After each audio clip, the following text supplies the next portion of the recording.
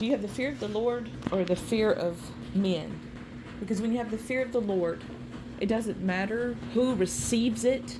You want to obey what God has told you to do. It's not your job to make people receive what He has told you.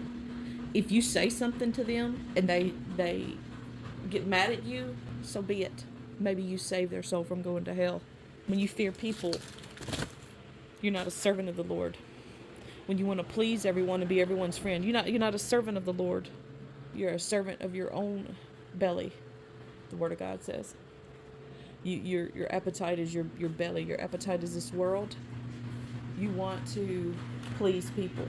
You shy away when they push back, when you have said what you clearly heard the Lord say to you. I want to make it. You know, in Revelation it says, the cowardly don't make it in. That always just like, man, God, why do you, why are you gonna not let the people that already are afraid, why are you not letting them in? Because when you're a coward, you won't do what God has clearly told you, what He has told you to do. You won't do it because you're afraid of what people might think of you.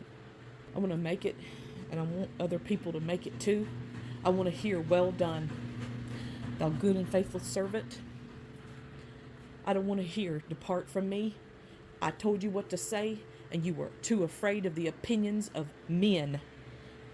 The same people that will stand in front of God, you're so scared of their opinion that you refuse to speak and tell them life-giving words that will help them to turn away from their sin and be saved and redeemed. You were too afraid.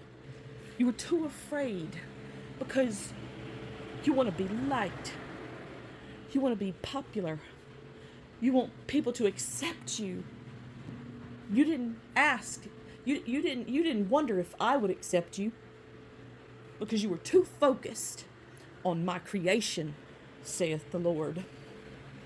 You were too focused on the opinions of others, and you shied away. God help us. We're called to be a light. You are the light of the world. You are the salt of the earth. Salt preserves, and it makes people thirsty. Are we making people thirsty for Jesus? Are we just patting them on the back and being quiet when we can speak, when we know the truth? Are we quiet because we don't want to offend? Those same people, they are under your influence. They're under your influence.